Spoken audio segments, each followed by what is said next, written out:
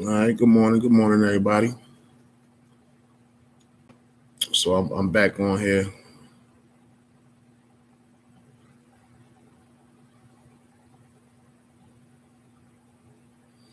I'm at work,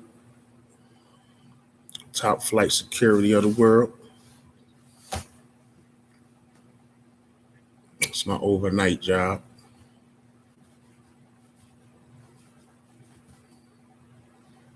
I actually been doing this security thing for a few years now, probably since like '07, I believe. And so I like this type of security better when I'm just sitting here just overseeing. Yeah, I like that one a little better than walking around chasing thieves. You know what I'm saying? I'd rather sit here and have a blessed night. You know what I mean? But I wanted to explain, tell a quick story about me being a deacon, right?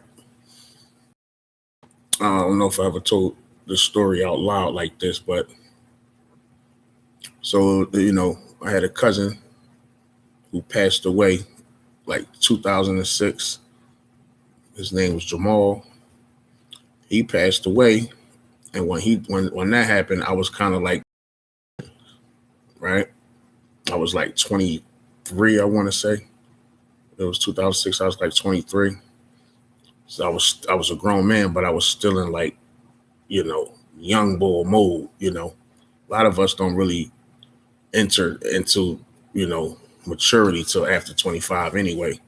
So, I had went back to college and everything for a semester. So like I was still in transition.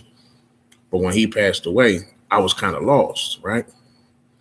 And so I ended up visiting the church where I'm at now, Yahweh Faith Tabernacle. I went and visited because I used to work with a lady. Her name is Dolores. She's Evangelist Dolores Gaffney.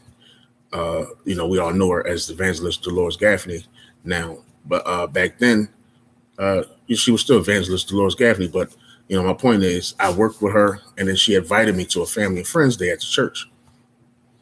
Because I used to call her for different advice and things like that. So this particular time she invited me, come on down to church. I went down to the church. Nice service. They had a double service. So the early morning service was cool. We had breakfast and all that. Met some of the people. I mean, service was good. Then we had dinner after the first service, and then we stayed for the second service. That service, basically, it was a great service. But then there was a particular song, and that song was called "Say Yes" or "Yes" by Shekinah Glory. Man, I was like damn near boohoo crying in that church because that's how I felt in my heart. You know what I mean? I wanted to say yes to the Lord. Like it was time for me to change my life. I didn't exactly know what I was changing for, but I knew it was time for a change. So I said yes. That day I got saved. Never, I've been going to that church ever since. So now, moving forward, I've been through a lot over the years. That was 2006. It's 2007. I get sent to security. And over the years, I've had a few jobs, but I've mostly been in security. And it's all been a blessing, right? Like the Lord, how He always set up my jobs. It's always been a blessing. You know what I mean? And I always knew that the Lord was heavy in my life. You know what I mean? Like He just always it's just so many different stories, but I'm gonna just stick to this one, right? So I was over the years going to the church, and I was getting close to a lot of the deacons, right? So deacon will, I'll be basically amongst the deacons. So I was pretty much like a deacon. Then the guys started dying off because they was old. Once they started dying off, then, it's basically like, it's my job now. You know what I mean? Like, you got to step up now. And I'm like, I ain't stepping up to do no deacon work. Push came to shove, and it was my duty to be deacon, right? And so I became deacon 2011. I've been there nonstop since 2006. So all the way straight through, that's what I was, a deacon. Now I'm still a deacon, right? I mean, that just don't fall off you, right? But I've come to a realization that it's like I'm like a newborn deacon or something. Like, I've been renewed in this thing. I've been there for so long, and I guess I got like used to deaconing, and I've gotten used to just being what I've been, and I kind of got like, I don't know if you say stale, but I think I got stale with being a deacon, right? So this year, the Lord kind of took things up in my life a little bit, because I'm pushing 40. I'm 38, right? And so I know that once I get to 40, like, changes got to be done. Changes got to be had. And this year, it's like he shook me up like dice. And there was a lot of things going on to shake me up, in 2001, and, to cross over to 2022.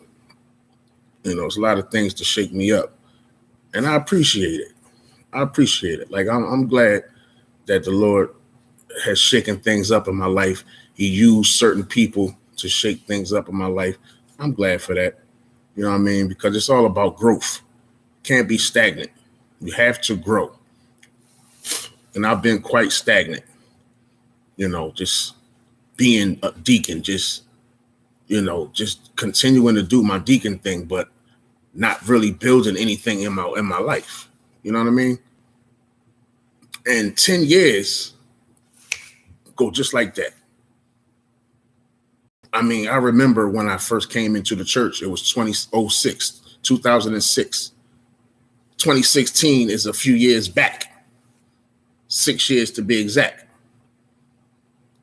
So 10 years went like that. I've been a deacon for 10 years. 2011, I became deacon. 2021 was last year. I've been a deacon for 10 years. 10 years went like that. And for the 10 years, I've learned a lot of scripture. I've learned a lot about the Lord, but I've wasted away 10 years of my actual life not doing anything. Yes, I was deaconing, but I did nothing else besides deaconing. I've just wasted. I just worked. And it took for a bad relationship to happen, between my birthday, which was October, or I'll say from September 11th to November 11th. Let's just go those 2 months there. I was actually in something, but it just went bad after the 2 months. But I learned the lesson through that person to help me with understanding, like, yo, you wasting just your life, bro. Like, you not doing anything with yourself. Yes, you deaconing. You're doing a good job of deaconing. You are holding down your position as a deacon. Yes, you are. But what else do you have? And it's not just dollars and cents. That's a big part too. But it's not just money. What do you own, brother? What kind of goals are you setting to own something? You don't have any kids, but if you want to have kids, how can you take care of those kids and you just working? You don't have much in the bank. You're just working, living check to check still. Even though you may have what you want, you could buy what you want, but you still don't have enough put away. You know what I mean? And it's like, yo, it took this female that I was in something with, and it took that to die, you know what I mean, for me to start realizing that, like, yo, this thing is for real. I wasted away 10 years. And so moving forward, ain't no more wasting away, man. There's no more wasting away. Now, mentally, I understand that I have to be uncomfortable first. Because for me, I love being comfortable. And when I'm comfortable, that's when I start wasting away. So rule number one, don't be comfortable. Do things that make you uncomfortable. And believe me, things are happening that are very uncomfortable these days. But moving forward, I'm not exactly I'm not gonna move forward in front of God. You know what I'm saying? That's number two. I decided to let the Lord guide my steps a lot more than I've done, because I like to run ahead of God, because I like to do things that are comfortable. And a lot of times when you're dealing with the Lord, things have to be uncomfortable in order for you to really truly be blessed. And that's a lesson that I had to learn too. So I'm not going to run ahead of God. I'm going to pray on anything. I'm not going to just do. You know what I'm saying? I'm going to pray on everything. But, you know, that's all a part of life, man. You grow. Like, one thing, when I was a young Christian, I always believed that, you know, when you were young, I was young. So I believed that I knew it all. I knew everything. When I learned it, I knew it, and I could teach somebody. And I always had that vigor, like, you know, I'm gonna teach the world, and you're gonna hear me and all of that. Then you kind of calm down after you get stomped on a few times.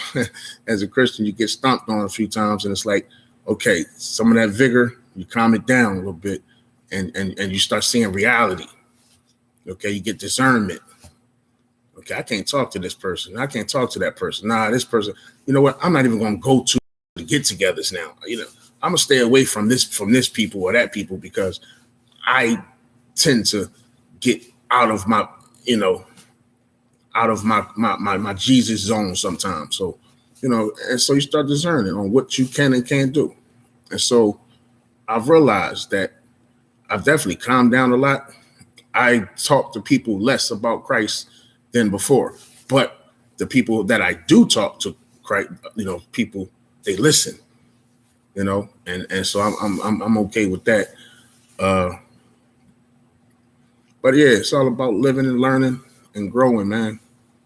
And like I said, this right here, I'm gonna do more of this right here. It ain't trying to go viral or anything like that. I really can care less about the viral, but this also can be, you know, maybe somebody agree, maybe somebody disagree, you know, who knows. But this is something that I'm gonna do. And the next time I come on, we're gonna go Bible with it. We're definitely gonna go Bible with it. But that was just a little quick little rundown inside of my head, you know. The Deacon Donte, that's the name where it come from. They call me Double D. You know what I mean? That's a nickname shortened up for Deacon Donte. But I mean, it's some more commentary or word that'll be coming. Just share a few things with y'all. All right. Till next time. Peace.